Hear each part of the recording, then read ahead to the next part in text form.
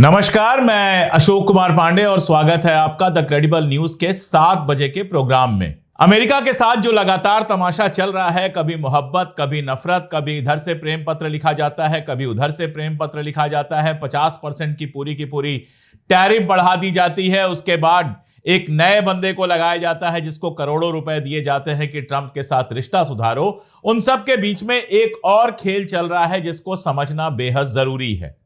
अडानी साहब का मामला अमेरिका के कोर्ट में फंसा हुआ है और बीच में यह खबर आई थी कि कोशिश की जा रही है, उनके जो वकील है, अब जाहिर तौर पे पैसे की कोई कमी तो है नहीं, तो वहां के शानदार वकीलों को हायर किया गया है और वो वकील डील फाइनल कराने की कोशिश कर रहे थे कि मुकदमा वहीं का वहीं दब जाए, मुकदमा आगे ना बढ़े।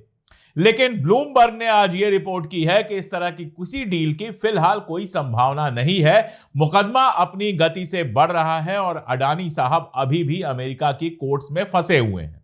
मामला क्या है अडानी जी के ऊपर वो आपको पता है, फिर भी थोड़ा डिटेलिंग कर दूं मैं। $250 मिलियन घूस देने का मामला है। मामला यह है कि उनकी जो ग्रीन एनर्जी है, सोलर एनर्जी है, उसकी जो कंपनी है उसने वहां पर लोगों को सब्ज़बाग दिखाया कि इंडिया में और बाकी जगहों पर इसका बहुत मार्केट है, तो इसमें अगर आप इन्वेस्ट करेंगे तो आपका फायदा होगा। और यह दिखाने के लिए इंडिया के अंदर कई स्टेट गवर्नमेंट्स को उन्होंने घूस दी, बड़े अमाउंट की घूस दी। टोटल जो घूस का अमाउंट बताया जा रहा है, जो आरोप लगा है, वो है $250 मिलियन का। आप अंदाजा लगा सकते हैं। अब मजेदार बात यह है कि भारत के अंदर घूस देना और घूस लेना दोनों अपराध है। मतलब अगर अडानी जी ने किसी सरकार को घूस दिया है तो वो सरकार भी जिम्मेदार उतनी ही है और अडानी साहब तो जिम्मेदार हैं ही। दोनों के खिलाफ केस चलना चाहिए। लेकिन अडानी जी या भारत की किसी राज्य सरकार के खिलाफ इंडिया में कोई केस नहीं चल रहा है। जिस मामले में अमेरिका में केस हो गया, जिस मामले में अमेरिका में मामला कोर्ट में चला गया, उनको नोटिस भेजी गई, भारत सरकार के पास नोटिस आई और उसके बाद अब वो बहुत दिनों से अटकी हुई है गुजरात सरकार के पास। गुजरात सरकार को शायद अडानी जी के घर का, गांधीनगर वाले घर का पता नहीं मिल रहा है, इसीलिए नोटिस पहुंच नहीं रही है। यह सब हो गया, लेकिन भारत के अंदर अडानी जी के खिलाफ कोई केस नहीं हुआ। पहले कहा गया विपक्ष के मुख्यमंत्रियों ने पैसा लिया है, तो किसने रोका है? बात बात पर भेज देते हैं ईडी, सीबीआई, पता नहीं कौन कौन चला जाता है, इनकम टैक्स की रेड हो जाती है विपक्ष के नेताओं के यहां, तो यह आम चीज है। तो अगर विपक्ष के नेताओं ने अडानी से पैसा लिया है तो कार्रवाई के लिए कौन रोक रहा है? कोई नहीं। रोक बस एक चीज रही है कि अगर उनके ऊपर कार्रवाई करेंगे, घूस लेने वालों पर कार्रवाई करेंगे, तो घूस देने वाले पर भी करना पड़ेगा और अडानी जी के लिए दिक्कत बहुत बड़ी पैदा हो जाएगी। अब प्रॉब्लम यह है कि हेग संधि है हमारी अमेरिका के साथ, जिसके तहत अमेरिका कल को हमसे अडानी जी को मांग भी सकता है कि अडानी जी को अमेरिका भेजो, उनके खिलाफ केस चलेगा। इसलिए मामला है सीरियस। इस मामले को निपटाने की कोशिश की जा रही थी, लेकिन आप बस ये समझिए जिसकी वजह से आज ये न्यूज इंपॉर्टेंट है कि कहा यह जा रहा है भारत से जब तक ट्रेड रिलेशन नॉर्मल नहीं होंगे तब तक अडानी को भी छूट नहीं मिलेगी। यानी भारत जब तक झुकेगा नहीं, अमेरिका की शर्तें मानेगा नहीं, तब तक अडानी जी को छूट नहीं मिलेगी। अब इसके साथ आप जोड़ के देखिए कि ट्रंप का बयान कुछ आता है ट्विटर पर और उसको तुरंत प्रधानमंत्री जी रिट्वीट करके लिखना शुरू कर देते हैं कि आप तो हमारे बहुत अच्छे दोस्त हैं, अमेरिका भारत में बहुत अच्छा रिश्ता है।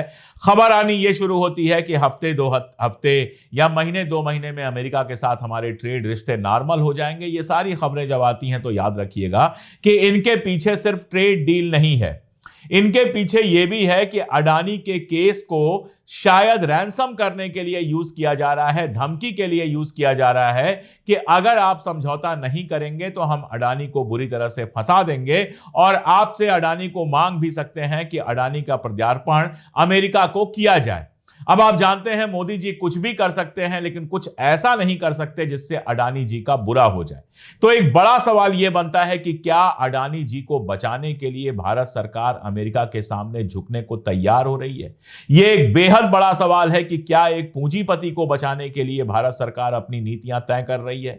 क्या उसी पूंजीपति के चलते, क्योंकि उसका बिजनेस इंटरेस्ट इजराइल में भी बहुत है, हाइफा पोर्ट से मुंद्रा पोर्ट तक का जो बिजनेस होता है उसमें अडानी सीधे इन्वॉल्व हैं, तो कहीं उन्हीं की वजह से ऐसा तो नहीं है कि हमला करता है इजराइल सीधे सीधे कतर के ऊपर, कतर से हमारे पुराने और अच्छे रिश्ते हैं, लेकिन हम उस हमले की मजम्मत करते हुए इजराइल का नाम नहीं लेते हैं?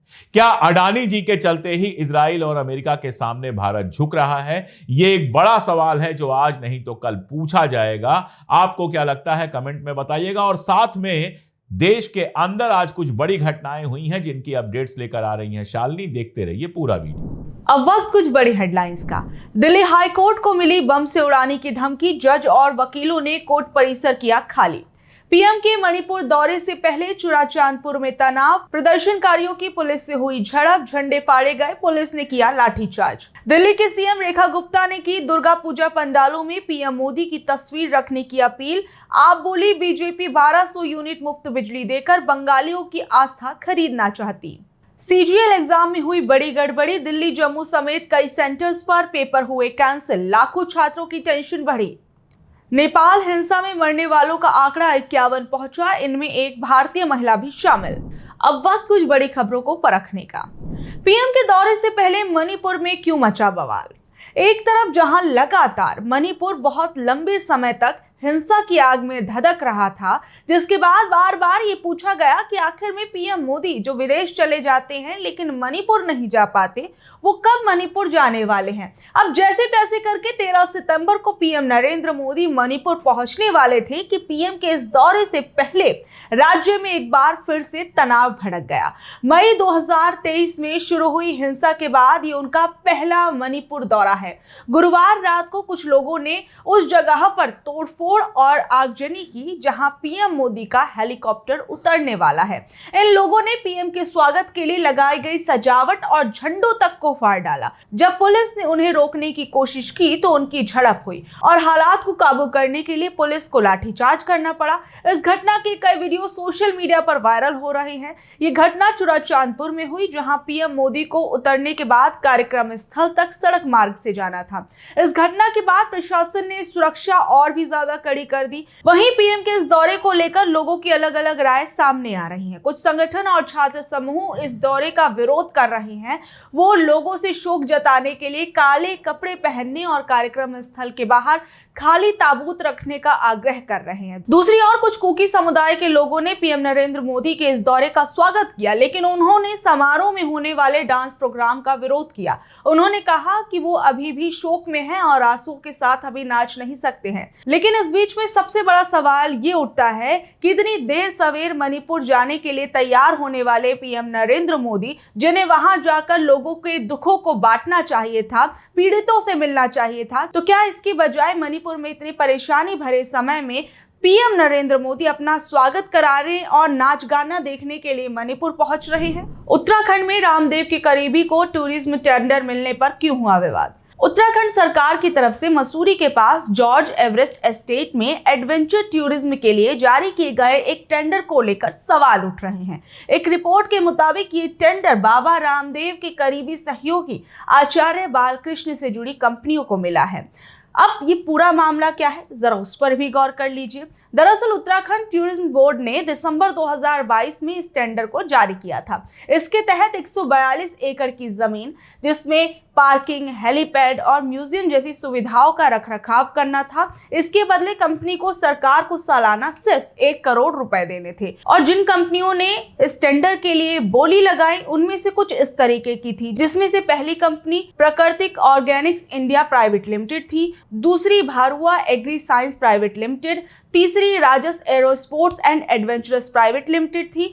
इस रिपोर्ट के अंदर कहा गया कि इनमें से जो 2 पहली कंपनियां थी, प्राकृतिक ऑर्गेनिक्स और भारुआ एग्री साइंस, जिसमें आचार्य बालकृष्ण, जो कि बाबा रामदेव के बेहद करीबी माने जाते हैं, उनकी इन कंपनियों के अंदर 99% की हिस्सेदारी है। वहीं अब बोली के दौरान राजस एरोस्पोर्ट्स ने 1 करोड़ रुपए की सबसे ऊंची बोली लगाई और टेंडर जीत लिया। लेकिन ये आरोप लगाया गया क्योंकि बाकी 2 कंपनियां भी बालकृष्ण की ही थी, इसलिए असली मुकाबला हुआ ही नहीं। टेंडर मिलने से पहले राजस एरोस्पोर्ट्स में बालकृष्ण की हिस्सेदारी 25.1% थी। टेंडर जीतने के बाद ये बढ़कर 59.43% हो गई। ये भी दावा किया गया कि बोली लगाने वाली अन्य कंपनियां जो बालकृष्ण से ही जुड़ी हैं, उन्होंने बाद में राजस में हिस्सेदारी भी खरीद ली। इस तरह कई कंपनियां आपस में मिलकर ही बोली लगा रही थी, जो कि टेंडर के नियमों का साफ तौर पर उल्लंघन दिखाता है। नियमों के अनुसार कंपनियों को लिखित में देना होता है कि वो आपस में मिलीभगत नहीं कर रही हैं। और वहीं टूरिज्म डिपार्टमेंट के अधिकारियों ने इन आरोपों को खारिज कर दिया। उनका कहना है कि ये एक खुला टेंडर था और कोई भी बोली लगा सकता था। उन्होंने कहा कि अगर किसी एक व्यक्ति की कई कंपनियों में हिस्सेदारी है तो ये असामान्य नहीं है। टेंडर सिर्फ सबसे ऊंची बोली लगाने वाली कंपनी को ही दिया गया है। वहीं राजस एरो स्पोर्ट्स के प्रवक्ता ने इन आरोपों को गलत बताया। उन्होंने कहा कि कंपनी ने अलग अलग निवेशकों से पैसा जुटाया और टेंडर पूरी तरह से पारदर्शी प्रक्रिया के तहत मिला है। राहुल गांधी और योगी के मंत्री के बीच क्यों हुई बहस?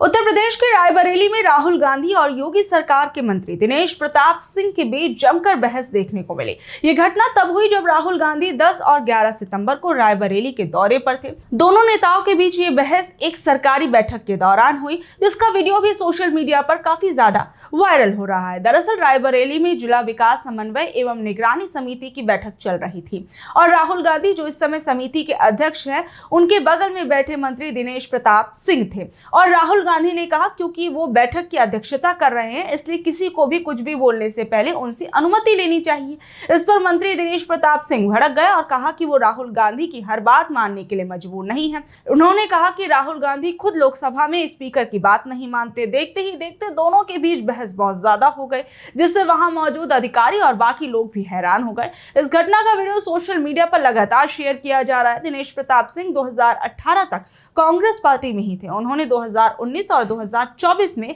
रायबरेली सीट से सोनिया गांधी और फिर राहुल गांधी के खिलाफ लोकसभा में चुनाव लड़ा था, लेकिन दोनों बार उन्हें हार का सामना करना पड़ा। वहीं दूसरी ओर एक और दिलचस्प बात यहां पर देखने को मिली कि एक तरफ जहां दिनेश प्रताप सिंह राहुल गांधी के दौरे के समय पर सड़क पर आकर राहुल गांधी का विरोध कर रहे थे, वहीं उनके बेटे पीयूष प्रताप सिंह और राहुल गांधी की एक फोटो जो है वो भी काफी ज्यादा वायरल हो रही है, जिसमें दोनों लोग आपस में मुस्कुराते हुए और हाथ मिलाते हुए दिखाई दे रहे हैं। दिल्ली में दुर्गा पूजा पर रेखा गुप्ता के एक बयान से क्यों मचा विवाद? दिल्ली के मुख्यमंत्री रेखा गुप्ता के एक बयान से नया विवाद खड़ा हो गया है। उन्होंने दुर्गा पूजा समितियों से अपील की कि वो इस बार प्रधानमंत्री नरेंद्र मोदी की तस्वीर देवी दुर्गा के चरणों के पास रखे और उनकी लंबी उम्र के लिए आशीर्वाद मांगे। दरअसल 6 सितंबर को एक कार्यक्रम में रेखा गुप्ता ने दुर्गा पूजा और रामलीला आयोजकों से सरकार के सेवा पखवाड़े में शामिल होने की अपील की थी, जो 17 सितंबर को पीएम मोदी के जन्मदिन से शुरू होगा। उन्होंने कहा कि दुर्गा पूजा पंडालों में पीएम मोदी की तस्वीर देवी के चरणों में लगाकर उनके स्वास्थ्य और लंबी उम्र के लिए प्रार्थना की जाए। इस दौरान मुख्यमंत्री ने पूजा समितियों के लिए कई घोषणाएं की, जिनमें 1200 यूनिट तक मुफ्त बिजली, बेहतर सुरक्षा, मूर्तियों के विसर्जन के लिए सही जगह उपलब्ध कराना शामिल था। वहीं मुख्यमंत्री के इस बयान के बाद आम आदमी पार्टी काफी ज्यादा गुस्साती हुई नजर आई। आम आदमी पार्टी की दिल्ली इकाई के अध्यक्ष सौरभ भारद्वाज ने आरोप लगाया कि बीजेपी 1200 यूनिट मुफ्त बिजली देकर बंगाली गौरव और आस्था को खरीदना चाहती है। उन्होंने कहा कि क्या अब बंगाली समुदाय को मां दुर्गा के साथ साथ पीएम मोदी की भी पूजा करनी होगी? दिल्ली बीजेपी के प्रवक्ता प्रवीण शंकर कपूर ने कहा कि यह हैरानी की बात है कि आप इस मुद्दे को उठा रहे हैं, जबकि खुद केजरीवाल सरकार ने पूजा समितियों को केजरीवाल और अन्य नेताओं के बैनर लगाने के लिए उन्हें मजबूर किया था अपनी सरकार के समय। उन्होंने कहा कि मुख्यमंत्री का अनुरोध केवल प्रधानमंत्री के अच्छे स्वास्थ्य के लिए प्रार्थना करना था। बहरहाल अब इस पूरे मुद्दे पर दिल्ली की सियासत में काफी ज्यादा गहमा गहमी देखने को मिल रही है। तो ये थी आज की खबरें। कल शाम 7 बजे फिर हाजिर होंगी अगली खबरों के साथ। अगर आपको आज की खबर अच्छी लगी, जानकारी भरी लगी, तो इसे अपने दोस्तों, रिश्तेदारों से शेयर कर ले। कल तक के लिए नमस्कार, शब्बा खैर, गुड नाइट।